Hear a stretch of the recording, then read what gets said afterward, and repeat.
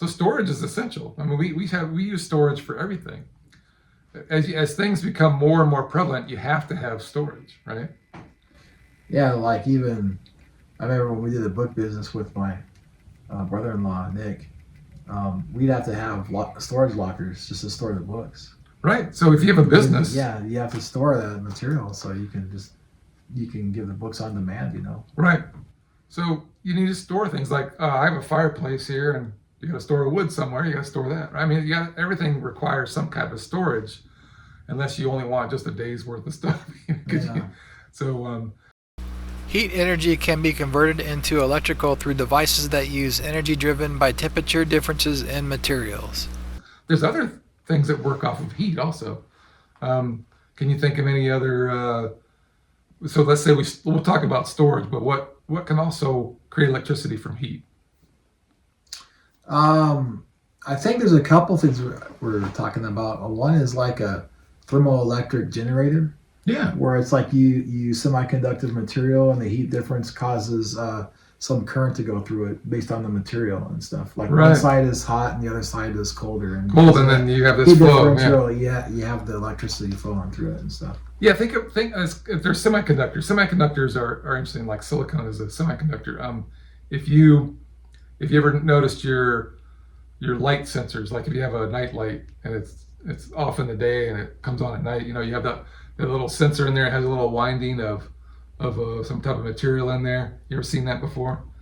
It looks like a bunch of S's in there. Oh, yeah, kind of, yeah. So that's a semiconductor material, and when the light hits it, it has a different resistance than when the light's not hitting it.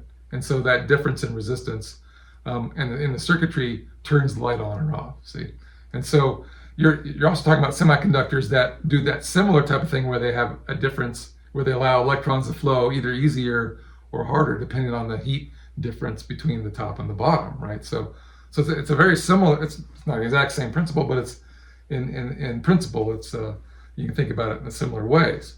So having that is a really cool thing. If you have heat that you've stored somewhere, and now you're taking that heat, transferring over to these what do you call them? The thermoelectric generators. Yeah, thermoelectric generators. They're called Seebeck generators too, and we're talking about Peltier devices. Peltier, that's another. That's right. It's all related. Those are very similar. A Peltier engine is like that too. Peltier coolers and Peltier heaters are like that. So yeah, you could do that, and you could create electricity that way.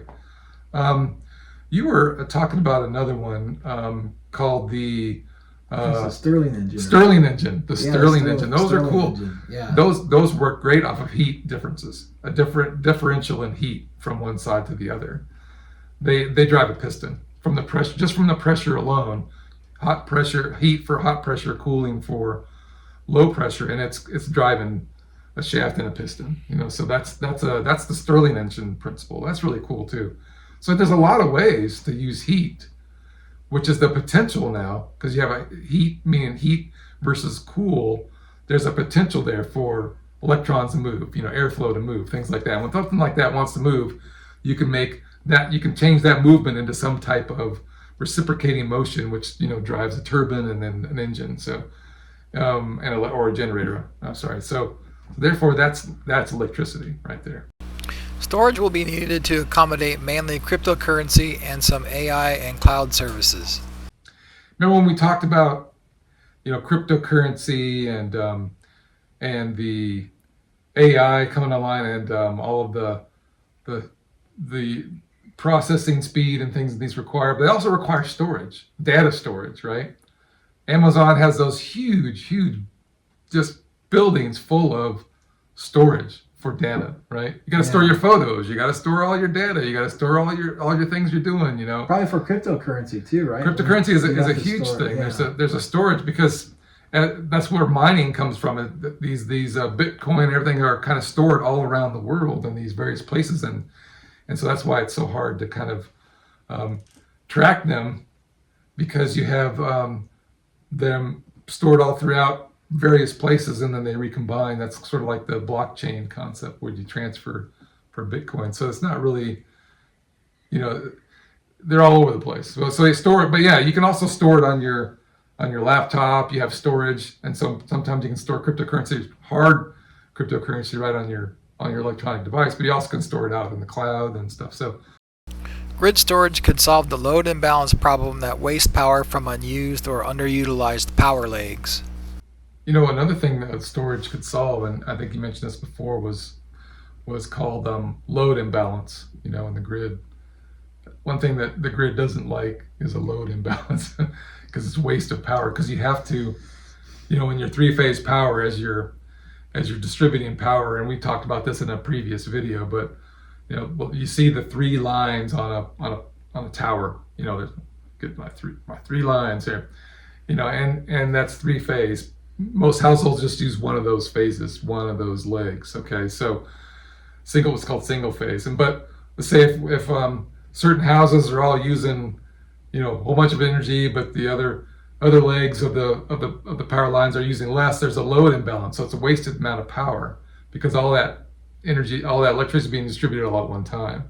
So a high load goes out, but it all has to be returned. So you still have to produce that much energy to account for the highest load. So if you could use storage to balance out your loads. So let's say, oh, this one leg is starting to ramp up and it's increasing more. The other two phases aren't so high. Let's supplement just temporarily this one high demand load with storage so that they're all equal again. And so then you can do that. And if you get some AI going in there, some high computing power, you can do this very, very quickly and adjust them with the storage you have. And so that you save so much power that way if you balance your load. That's called load balancing. So that would be a very important thing to be efficient. Another good reason why to use energy storage. Yeah. There's a lot of reasons for it. I hope they start doing this. This would be great if we could. We have so many options, like you said. We have the solar type, we have the electromechanical, we have the battery types, we have the material, thermal, based materials that we can do. There's just so many different kind of ways to do it. I think it'd be great to do all this. Start working on it, and especially now that we're going to up energy production in the United States. We're going to need more. The more energy we have, we're going to need to do something with that leftover energy. That's if we have so much, we're producing so much of it. Yeah. These would be good ideas for them to do, like you were talking about. Grid storage would also be ideal to provide for peak power needs in the electric grid during certain times during the day. Well, not only that, wouldn't it be good, like when we have even like fossil fuel plants or other type of energy plants like nuclear? When you have that extra energy, you can put it somewhere and store it to use it for later, because you have a lot of like load that's not being used. Or maybe exactly. You're saying in one of your videos that's what we have. So just having grid storage just for the grid itself, whether it's renewable energy or not, would be a great idea, I would think.